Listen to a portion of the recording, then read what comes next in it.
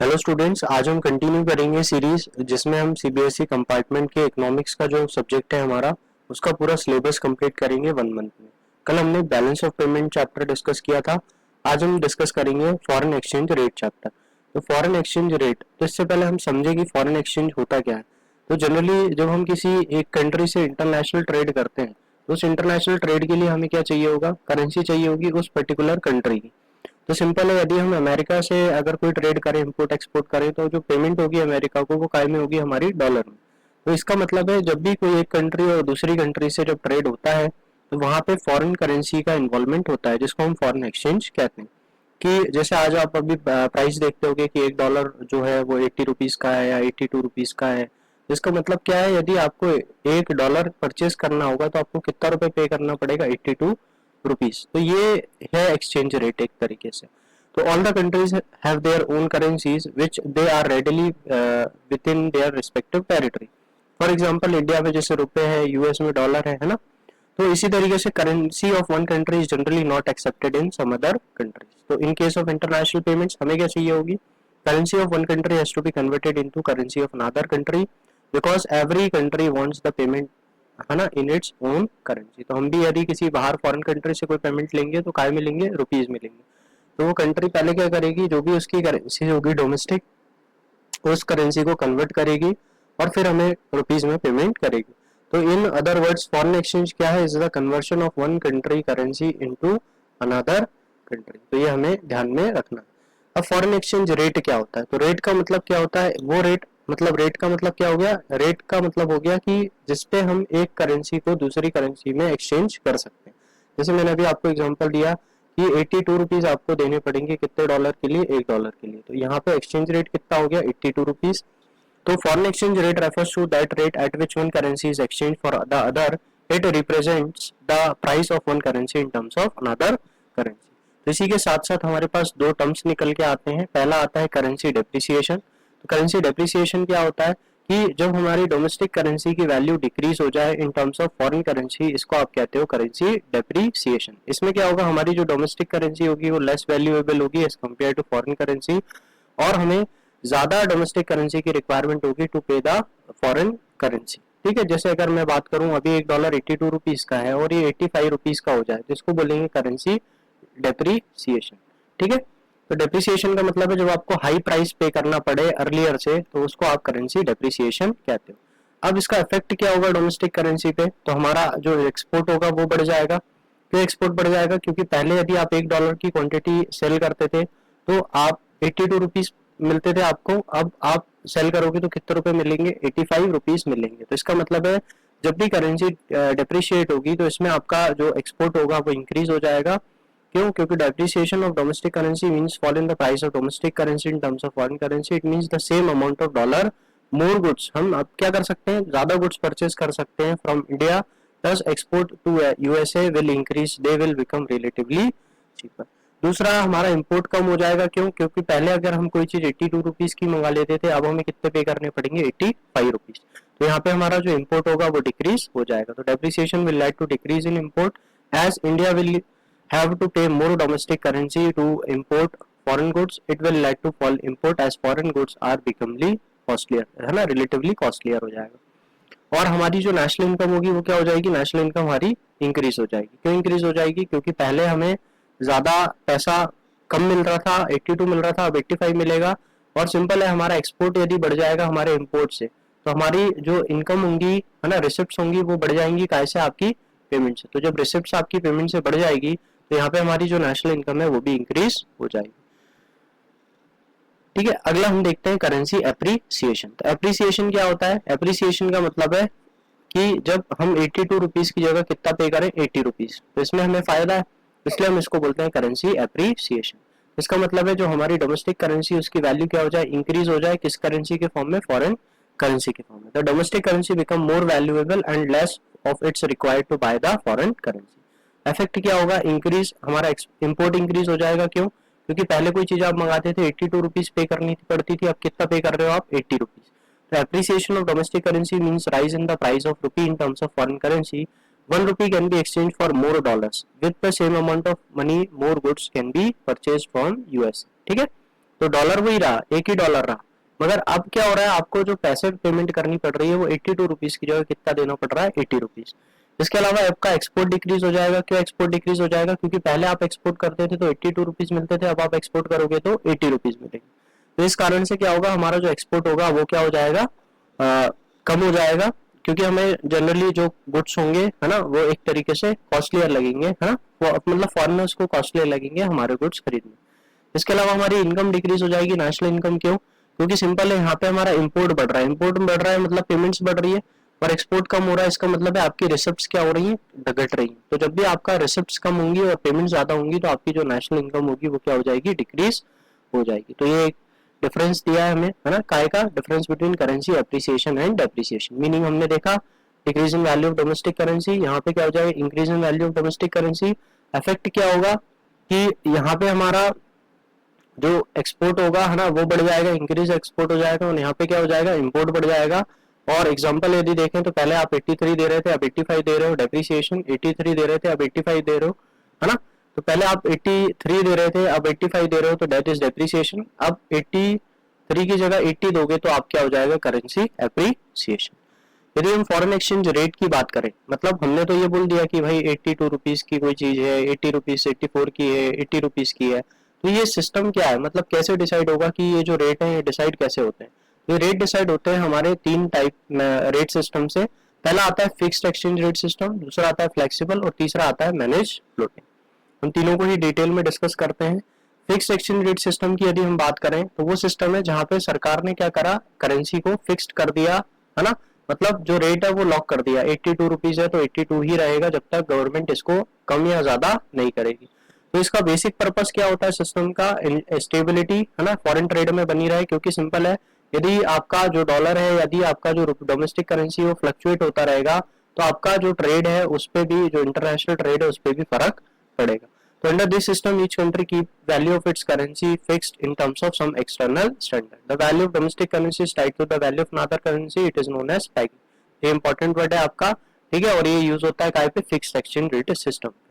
When value of currency is fixed in terms of some other currency or terms in gold, it is called as parity value। तो दो word है आपके, paging जब किसी other currency के form में, और यदि अदर करेंसी या गोल्ड के फॉर्म में जब हम किसी करेंसी की वैल्यू को फिक्स कर देते हैं तो उसको हम बोलते हैं पैरिटी वैल्यू। मेरिट्स क्या है इसके फिक्स्ड एक्सचेंज रेट के, एक तो स्टेबिलिटी आएगी, दूसरा promote international investment, promote international trade, speculative activities से बचेंगे हम, है ना, और मैक्रो इकोनॉमिक्स पॉलिसी, मतलब लॉन्ग टर्म जो हमारी पॉलिसीज होंगी, नेशनल लेवल पे जो पॉलिसीज होंगी, इंटरनेशनल पे जो पॉलिसीज होंगी, उनको एक तरीके से मैनेज करने में मदद मिलेगी, ठीक है। तो इसके अलावा डीमेरिट्स क्या हो जाएगा, ह्यूज फॉरेन रिजर्व रिक्वायर्ड। क्योंकि सिंपल है भाई, गवर्नमेंट ने तो फिक्स कर दिया 82 रुपीज, मगर यहाँ पे महंगाई या इन्फ्लेशन या किसी भी कारण से क्या हो सकता है, फ्लक्चुएशंस आ सकते हैं। तो इन फ्लक्चुएशंस को कंट्रोल करने के लिए, मैनेज करने के लिए गवर्नमेंट को क्या करना पड़ेगा, रिजर्व्स को मेंटेन करना पड़ेगा, ताकि किसी भी तरीके का यदि फ्लक्चुएशन आता है तो सरकार उसको क्या कर सके, कंट्रोल कर सके। तो यहाँ पे सबसे ज्यादा huge foreign exchange reserve required रहेगा। इसके अलावा डिफिकल्टी होती है फिक्सिंग द एक्सचेंज रेट, क्योंकि फ्लक्चुएशंस रहते हैं और आपको एक इंटरनेशनल जो स्टैंडर्ड होता है आपका, उसके हिसाब से खुद को मैनेज करके चलना पड़ता है। दूसरा, exchanges rates are not fix, तो वो टाइम टू टाइम क्या होते जाते हैं, चेंज होते जाते हैं। अब जब हम फिक्स्ड एक्सचेंज रेट में बात करते हैं तो फिक्स्ड में हमारे पास दो वर्ड निकल के आते हैं, एक आता है डीवैल्यूएशन और एक आता है रीवैल्यूएशन, ठीक है। तो डीवैल्यूएशन का मतलब क्या होता है, डीवैल्यूएशन का मतलब होता है डिक्रीज होती है जब हमारी डोमेस्टिक करेंसी की value in terms of foreign currency. Generally करेगा कौन, फिक्स्ड एक्सचेंज है तो गवर्नमेंट करेगी। जब गवर्नमेंट हमारी डोमेस्टिक करेंसी की वैल्यू डिक्रीज कर दे in terms of foreign currency, it is called as क्या, आपका डीवैल्यूएशन, ठीक है। और रिवैल्यूएशन का मतलब क्या होता है, जब हमारी डोमेस्टिक करेंसी की वैल्यू सरकार क्या कर दे, बढ़ा दे, है ना, तो कम कर दे, बढ़ा दे। अभी हमने डिस्कस किया, अगर 80 का 85 हो जाएगा तो दैट इज कॉल्ड डीवैल्यूएशन, 83 का 80 हो जाएगा तो that is called as revaluation, ठीक है। अगला हमें डिफरेंस दिया हुआ है डिवैल्यूएशन और डेप्रिसिएशन का। तो डिवैल्यूएशन का मतलब क्या होता है, डिवैल्यूएशन मतलब refers to the reduction in price of domestic currency in terms of foreign currency, है ना, under fixed exchange rate system. ये हमें ध्यान रखना है फिक्स्ड एक्सचेंज में। और यहाँ पे क्या होगा, फ्लेक्सिबल। फ्लेक्सिबल अभी हम डिस्कस करेंगे। फ्लेक्सिबल मतलब जहाँ पे डिमांड और सप्लाई वर्क करते हैं, ये गवर्नमेंट के द्वारा होता है। यहाँ पे फोर्सेस जो डिमांड और सप्लाई वो करते हैं, ये फिक्स एक्सचेंज में होता है और ये फ्लेक्सिबल एक्सचेंज रेट में होता है। अब फ्लेक्सिबल क्या होता है, तो फ्लेक्सिबल का मतलब होता है जो कि चेंज होता रहता है। तो चेंज होते रहने का मतलब क्या है कि जो मार्केट फोर्स है डिमांड और सप्लाई वो रेट डिसाइड करेंगे कि करेंसी किस तरीके से अपना जो फ्लक्चुएशंस के हिसाब से रेट डिसाइड। जैसे आज आप यदि पेपर पढ़े तो आज जो डॉलर की प्राइस होगी बाय चांस कुछ समथिंग 82 पॉइंट 83 पॉइंट जो भी होगी, यदि आप एक महीने पहले पढ़े तो हो सकता है 81 हो या 84 हो। इसका मतलब क्या है, करेंसी की जो वैल्यू है वो किसके अकॉर्डिंगली चेंज हो रही है, डिमांड और सप्लाई के अकॉर्डिंगली। और ये हमारा कौन सा रेट होता है, फ्लेक्सिबल एक्सचेंज रेट सिस्टम। तो the value of currency is allowed to fluctuate freely according to the change in demand and supply of foreign exchange. Flexible exchange rate को हम किस नाम से जानते हैं, फ्लोटिंग एक्सचेंज रेट या फ्री एक्सचेंज रेट के नाम से भी। यहाँ पे गवर्नमेंट का कोई इंटरवेंशन नहीं होता। मेरिट क्या होगा, इक्विलिब्रियम लेवल मेंटेन रहेगा, है ना। इसके अलावा कोई रिजर्व मेंटेन करने की हमें जरूरत नहीं पड़ेगी। इसके अलावा जो रिसोर्सेज है उनका ऑप्टिमम यूटिलाइजेशन होगा। यदि आप डीमेरिट्स की बात करें, इनस्टेबिलिटी होगी। क्यों, अभी आपको पता है 82, 81, 84 मतलब फ्लक्चुएशंस है, तो फ्लक्चुएशन के कारण क्या होगा, कहीं ना कहीं इनस्टेबिलिटी एक्सचेंज रेट में बनी रहेगी। इसके अलावा स्पेक्युलेटिव एक्टिविटी, स्पेक्युलेटिव्स का मतलब होता है एक तरीके से आप प्रॉफिट मोटिव के पर्पज से कोई चीज को परचेस करते हो। प्रॉफिट कैसे, जैसे आज आपने 82 रुपीज का $1 खरीद लिया, आपको ये लगता है 6 महीने बाद 85 का हो जाएगा, तो आपने 82 के हिसाब से बाय चांस $1000 इन्वेस्ट करा, $1000 परचेस कर लिया, तो 82,000 आपका इन्वेस्टमेंट था। 6 महीने बाद इसकी वैल्यू कितनी हो जाएगी, 85,000। तो यहाँ पे आपको प्रॉफिट हो जाएगा कितने का। तो ये स्पेक्युलेटिव एक्टिविटीज के लिए जनरली यूज किया जाता है। इसके अलावा इन्फ्लेशनरी सिचुएशन, महंगाई भी बढ़ा सकता है क्योंकि गवर्नमेंट का कोई कंट्रोल उस पर नहीं। अब अगर हम दोनों ही रेट के डिफरेंसेस की बात करें तो फिक्स्ड कौन करता है, it is officially fixed in terms of gold और any other currency, government fix करती है। ये कौन करता है, डिमांड और सप्लाई। इसके अलावा there is a complete government control as only government has the power to changes, इसमें गवर्नमेंट का पावर नहीं रहता, कंट्रोल नहीं रहता। मार्केट की जो कंडीशंस होंगी डिमांड और सप्लाई उनके अकॉर्डिंगली यहाँ पे रेट डिसाइड होंगे। इस एक्सचेंज रेट में जनरली स्टेबल रहता है ना, only a small variation is possible, इसमें कीप ऑन चेंजिंग। अगला हम बात करें तो मैनेज फ्लोटिंग रेट सिस्टम। तो मैनेज फ्लोटिंग क्या है हमारा, मैनेज फ्लोटिंग में आपका दोनों आ जाएगा, क्या आ जाएगा, फिक्स्ड प्लस फ्लेक्सिबल। तो फिक्स्ड भी है और फ्लेक्सिबल है, मतलब गवर्नमेंट भी है और साथ ही साथ डिमांड और सप्लाई भी है। ठीक है, तो गवर्नमेंट तब इंटरवेन करेगी जब मार्केट फोर्सेस जो डिमांड और सप्लाई है उसके कारण बहुत ज्यादा इंटरवेंशन या बहुत ज्यादा जो फ्लक्चुएशन है वो आ जाएगा, तो गवर्नमेंट उसको कंट्रोल करने के लिए क्या करेगी, करेंसी को डीवैल्यू या रीवैल्यू कर देगी। तो ये जनरली होता कौन से सिस्टम में, मैनेज फ्लोटिंग। तो hybrid system of flexible and fix exchange, इसको हम डर्टी फ्लोटिंग भी कहते हैं। ठीक है, तो डर्ट फ्लोट मतलब क्या होता है, in which the value of currency is allowed to change in relation to other but it is controlled and manipulated by central bank. हमारे भारत में कौन करेगा, सेंट्रल बैंक, आरबीआई करेगा। To keep in within a particular range, it is contrasted to clean the float, है ना, where the central bank does not inter. For this central bank maintain a reserves of foreign exchange to ensure that exchange rate system with in the target value. Demand क्या होगी foreign exchange की, है ना, तो demand मतलब simple है कि हमें जरूरत क्या है फॉरेन करेंसी की। तो सबसे पहला गुड्स को यदि हम इंपोर्ट कराते हैं टूरिज्म के लिए, है ना, इसके अलावा यूनिलेटरल यदि हमें बाहर कहीं किसी को पैसे ट्रांसफर करने हैं, कोई एसेट फॉरेन कंट्री में परचेस करना है स्पेक्युलेटिव एक्टिविटीज के लिए, या कोई इंटरनेशनल लोन है उसको रीपेमेंट के लिए। सप्लाई का मतलब है कहाँ से आएगा आपके पास, है ना, मनी, है ना, पैसा आएगा या फॉरेन एक्सचेंज आएगा, रिसीव्ड करोगे आप। तो कहाँ से रिसीव करोगे, जब आप गुड्स को एक्सपोर्ट करोगे, कोई फॉरेन इन्वेस्टमेंट आपके भारत में आएगा। रेमिटांसेस मतलब फॉरेन का जो यूनिलेटरल ट्रांसफर्स होते हैं वो मिल रहे हैं, स्पेकुलेशन हो रहे हैं, यदि हमने लोन लिया कहीं बाहर से या किसी तरीके का ग्रांट्स या डोनेशन।